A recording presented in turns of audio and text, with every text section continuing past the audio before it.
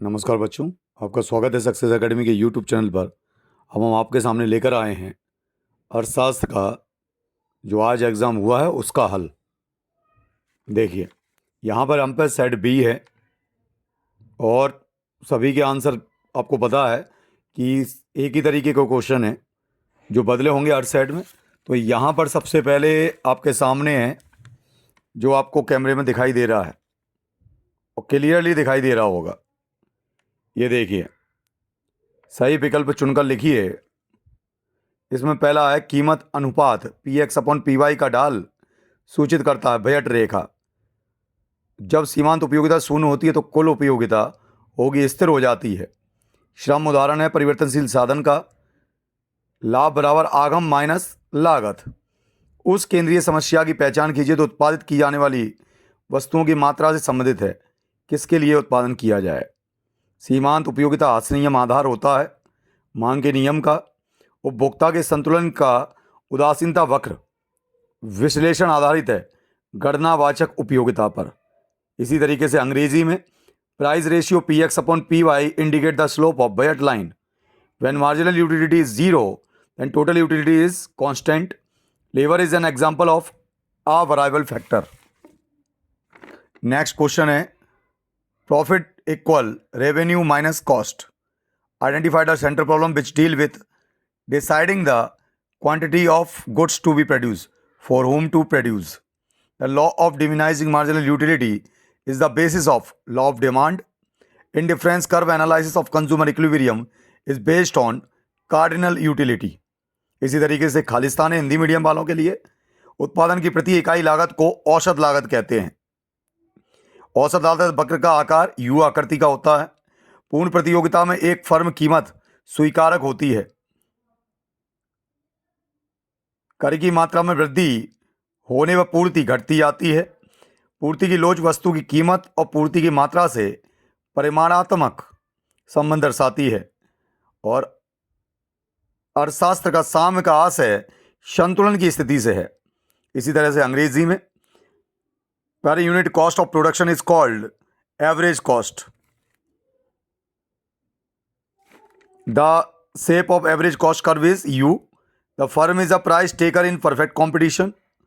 Increase in taxation, decrease supply. Elasticity of supply refer to quantitative relationship between price and quantity supplied. Economic equilibrium refer to a state of a balance. Next आपके सामने है matching. यहाँ पे देखिएगा, पहले ये matching है आपके सामने बचत। बचत का आंसर होगा सकल राष्ट्रीय उत्पादन। भारतीय अर्थव्यवस्था, इसका आंसर है मिश्रित अर्थव्यवस्था। साधन की मांग, व्युत्पन्न मांग, एनएनपी का आंसर है आपका शुद्ध राष्ट्रीय उत्पादन। उत्पादन द्वारा यंत्रों का प्रयोग, मध्यवर्ती वस्तुएं और बढ़ई द्वारा लकड़ी का प्रयोग, अंतिम वस्तुएं। सेम यही इंग्लिश मीडियम में रहेगा सेविंग। सेविंग का answer gross national product. Indian economy mixed economy. Demand of factor inverse demand NNP. Fourth का आंसर आपका है नेट नेशनल प्रोडक्शन। और machine used by producer intermediate goods. Would used by carpenter आपका हो जाएगा final goods.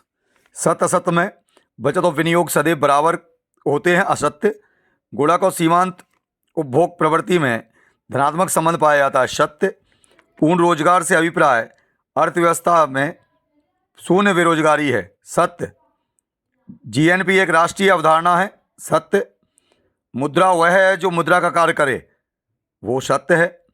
Bharat में 10 रुपए के सिक्के का भुगतान वस्तुमान इसके मुद्रामान से अधिक होता है। असत्य वस्तु विनिमय प्रणाली में मूल्य का मापन बहुत कठिन होता है। सत्य सेम यही इंग्लिश मीडियम है।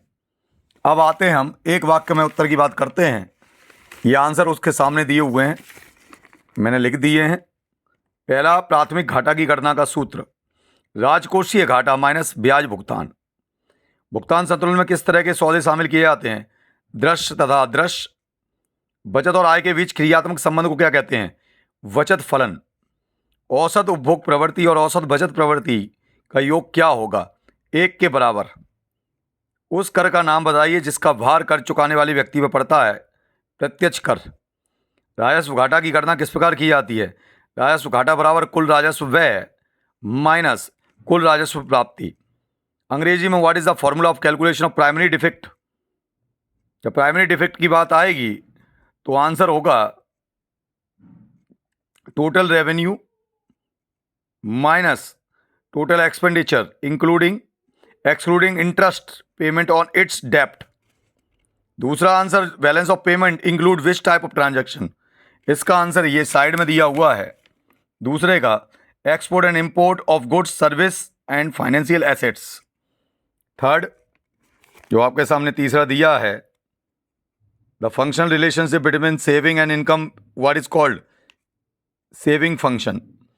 What is the value of APC plus APS? इसका होगा आंसर इक्वल टू 1। और name the tax burden which lies on the person who pay it, direct tax. और how to calculate revenue defect, ये नीचे दिया है 6 number का, total revenue expenditure minus total revenue receipt. उम्मीद है आपको वीडियो पसंद आया होगा। हमें कमेंट करके बताएं कि आपके आज के पेपर में कितने मार्क्स आ रहे हैं, और वीडियो को शेयर, सब्सक्राइब और लाइक करना ना भूलें। धन्यवाद।